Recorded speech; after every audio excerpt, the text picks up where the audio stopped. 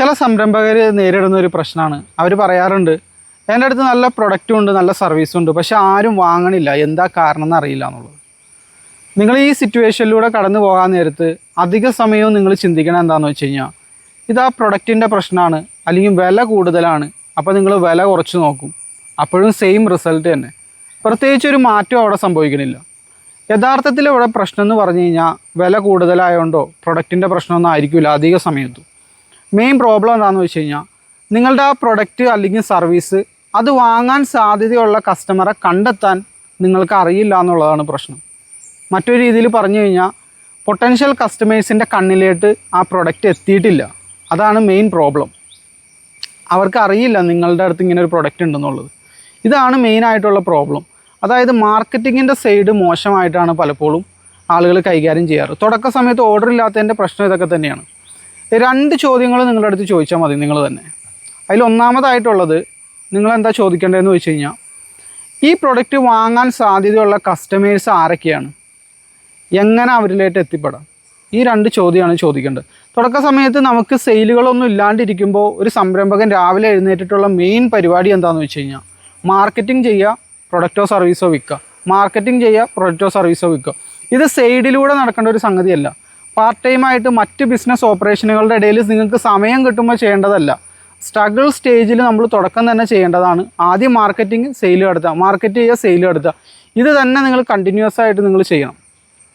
ഇപ്പോൾ ഈ ഒരു സ്റ്റേജിലൂടെ കടന്നു പോകുന്ന ഒരു സംരംഭകനാണ് നിങ്ങളെങ്കിൽ, നിങ്ങൾ നിങ്ങളോട് തന്നെ ചോദിച്ചു നോക്കുക, എൻ്റെ പൊട്ടൻഷ്യൽ കസ്റ്റമേഴ്സിലേക്ക് എത്താൻ ഞാൻ എന്തൊക്കെ ചെയ്തിട്ടുണ്ടെന്ന് ചോദിച്ചു നോക്കുക.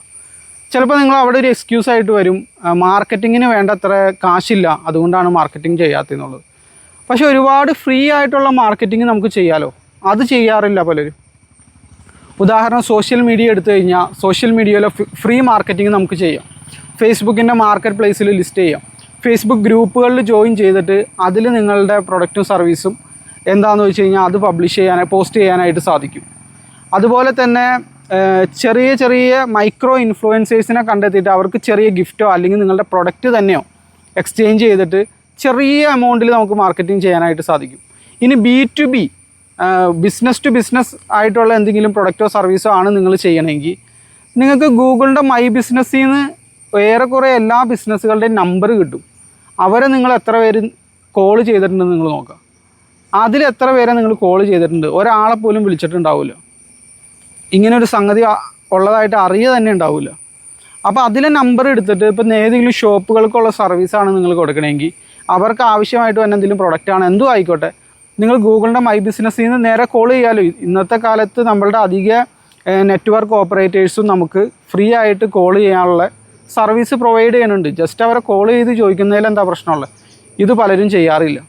ഇനി വലിയ ബജറ്റ് മുടക്കാതെ തന്നെ ചെറിയ ചെറിയ മാർക്കറ്റിംഗ് ചെയ്യാനായിട്ട് സാധിക്കും. സോഷ്യൽ മീഡിയയിൽ ഇൻഫ്ലുവൻസേഴ്സിനെ വെച്ച് ചെയ്യാം. ടാർഗറ്റഡ് ആയിട്ടുള്ള പരസ്യം നമുക്ക് കൊടുക്കാനായിട്ട് സാധിക്കും. നോട്ടീസുകൾ നമുക്ക് കൊടുക്കാനായിട്ട് സാധിക്കും. അതുപോലെ തന്നെ ഇപ്പം ഉദാഹരണം, നിങ്ങളുടെ പ്രൊഡക്റ്റ് അല്ലെങ്കിൽ സർവീസ് എന്തോ ആയിക്കോട്ടെ, സ്റ്റുഡൻസിന് ആവശ്യമുള്ള പ്രൊഡക്റ്റോ സർവീസോ ആണെന്ന് വിചാരിക്കാം. ഏതെങ്കിലും സ്റ്റുഡൻസിന് ആവശ്യമുള്ളതാണ്. എങ്ങനെ നമുക്ക് നോട്ടീസ് വെച്ച് അവരിലേക്ക് എത്താം? ഉദാഹരണത്തിന് നിങ്ങളുടെ അടുത്ത് ചിലപ്പോൾ ഹോസ്റ്റലുകളുണ്ടാവും, സ്റ്റുഡൻസ് പാർക്കുന്ന ഹോസ്റ്റലുകളുണ്ടാവും. അതിലേതെങ്കിലും ഒരു സ്റ്റുഡൻറ്റിനെ നിങ്ങൾ വിളിച്ചിട്ട് അവർക്ക് ചെറുതായിട്ടുള്ള പോക്കറ്റ് മണി കൊടുത്തിട്ട് നോട്ടീസ് എല്ലാ റൂമുകളിലും എത്തിക്കാനായിട്ട് സാധിക്കും. ഇത് പലരും ചെയ്യാറില്ല. അങ്ങനെ എന്തൊക്കെ വഴികളുണ്ടെന്ന് നോക്കാതെ നമ്മൾ ബ്ലെയിം ചെയ്തിരുന്നിട്ട് കാര്യമില്ല. അത് വർക്കാവില്ല, ഇത് വർക്കാവില്ല. പലരും പറയണ വേറൊരു കാര്യമുണ്ട്, അത് ഞാൻ ചെയ്തു നോക്കിയിട്ടുണ്ട് പക്ഷെ അത് വർക്കായിട്ടില്ല എന്നുള്ളത്. നിങ്ങൾ വേണ്ടത്ര ക്വാണ്ടിറ്റിയിൽ ചെയ്തിട്ടില്ല, അതാ പ്രശ്നം. വേണ്ടത്ര ഇടവേളകളിൽ ചെയ്തിട്ടില്ല. ഒരു തവണ ചെയ്യും, 2-3 ദിവസം ചെയ്യും, റിസൾട്ട് വന്നില്ല, അവിടെ ഉപേക്ഷിച്ചിട്ട് അങ്ങോട്ട് പോകും. എന്നിട്ട് പ്രൊഡക്റ്റിൻ്റെ പ്രശ്നമാണ്, വില കൂടുതലാണെന്നൊക്കെ പറഞ്ഞിങ്ങനെ ഇരിക്കും.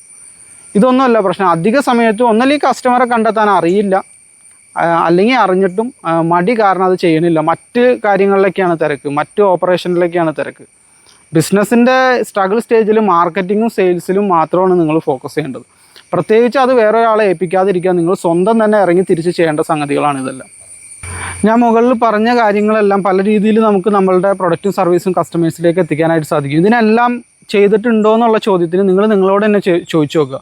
നോ നോ നോ എന്നാണ് മറുപടി. ഇല്ല, അത് ചെയ്തിട്ടില്ല. ഇത് ചെയ്തിട്ടുണ്ടോ എന്ന് ചോദിക്കുമ്പോൾ അതും ചെയ്തിട്ടില്ല, ഒന്നും ചെയ്തിട്ടില്ല എന്നുള്ള ഇല്ല എന്നാണ് മറുപടിയെങ്കിൽ നിങ്ങൾ മനസ്സിലാക്കിക്കോ, നിങ്ങളുടെ പ്രശ്നം പ്രൊഡക്റ്റിലോ അല്ലെങ്കിൽ പ്രൊഡക്റ്റിൻ്റെ പ്രൈസിലോ അല്ല, സർവീസിൻ്റെ പ്രൈസിലോ അല്ല, മാർക്കറ്റിങ്ങിലാണ്.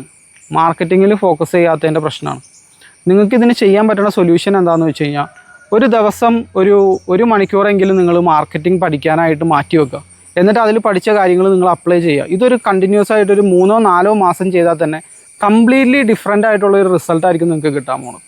നിലവിൽ ഇപ്പോൾ കിട്ടിക്കൊണ്ടിരിക്കുന്നതിനേക്കാളും കംപ്ലീറ്റ്ലി ഡിഫറെൻ്റ് ആയിട്ടുള്ള റിസൾട്ടുകൾ നമുക്ക് ഇതിൽ നിന്ന് വന്നു കൊടുക്കും. ഈ മാർക്കറ്റിങ്ങിൻ്റെ വശം എന്ന് പറഞ്ഞു കഴിഞ്ഞാൽ കസ്റ്റമറെ കണ്ടെത്താനുള്ള ആ ഒരു സംഗതി പലരും ഫോക്കസ് കൊടുക്കുക. ആകെ ചെയ്യണത് എന്താണെന്ന് വെച്ച് കഴിഞ്ഞാൽ ഒരു ചെറിയ എന്തെങ്കിലും സ്റ്റാർട്ട് ചെയ്യും, ഒരു ഫാമിലി ഗ്രൂപ്പിലേക്കോ അല്ലെങ്കിൽ എന്തെങ്കിലും ഫ്രണ്ട്സിനോ കുറച്ച് ഇതായിരിക്കും, അവർ കുറേ പേര് സ്റ്റാറ്റസ് ഇടും, അതോടുകൂടി മാർക്കറ്റിങ്ങിൻ്റെ പരിപാടി കഴിയും. നമ്മൾ മനസ്സിലാക്കേണ്ട കാര്യം എന്താണെന്ന് വെച്ച് കഴിഞ്ഞാൽ ഒരു നിശ്ചിത വിഭാഗം എണ്ണം കസ്റ്റമേഴ്സ് നമ്മുടെ അടുത്തേക്ക് വന്നാൽ മാത്രമാണ് എവിടെയാണ് പ്രശ്നം എന്ന് നമുക്ക് മനസ്സിലാവുള്ളൂ. ഈ പ്രൊഡക്റ്റിന് പ്രശ്നമുണ്ടോ എന്ന് പറയേണ്ടത് ആരാ? നമ്മളല്ലല്ലോ. അത് വാങ്ങിയ കസ്റ്റമേഴ്സാണ് അതിനെന്തെങ്കിലും പ്രശ്നമുണ്ടോ എന്ന് പറയേണ്ടത്. എന്നാലാണ് നമുക്ക് അതിന് അക്കോർഡിംഗ്ലി ചേഞ്ചുകൾ വരുത്താൻ പറ്റുള്ളൂ. പ്രൈസാണോ പ്രശ്നം എന്ന് അറിയണമെങ്കിൽ ആരെങ്കിലും വന്ന് തിരിച്ചു പോയാലുള്ള ഒരു നിശ്ചിത എണ്ണം വേണം. നമുക്ക് ഈ ഡാറ്റ കളക്ട് ചെയ്യണമെങ്കിൽ ഒരു കുറച്ച് എണ്ണമെങ്കിലും കസ്റ്റമർ വന്നാലാണ് എവിടെ പ്രശ്നം എന്ന് മനസ്സിലാവുള്ളൂ.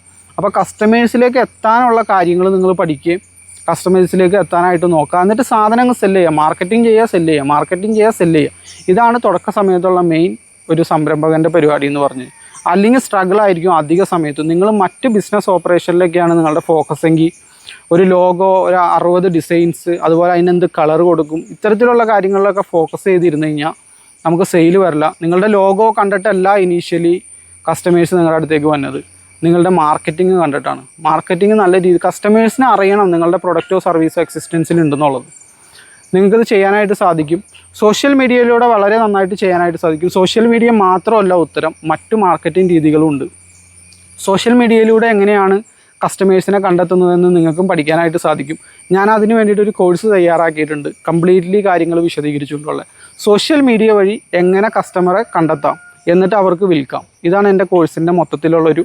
ഈ കോഴ്സിൽ പങ്കെടുത്താൽ നിങ്ങൾക്ക് കിട്ടാൻ പോണ ബെനിഫിറ്റ്. അപ്പോൾ താല്പര്യമുള്ള ഒരു ഗ്രൂപ്പിൽ ജോയിൻ ചെയ്യാം. താഴെ ഗ്രൂപ്പിൻ്റെ ലിങ്ക് കൊടുത്തിട്ടുണ്ട്, ഡിസ്ക്രിപ്ഷനിലും കൊടുത്തിട്ടുണ്ട്, അതുപോലെ തന്നെ കമൻറ്റ് സെക്ഷനിലും കൊടുത്തിട്ടുണ്ട്. ഇതുപോലുള്ള ബിസിനസ് വിശേഷങ്ങളുമായിട്ട് നമുക്ക് വീണ്ടും വരാം. Thank you for watching.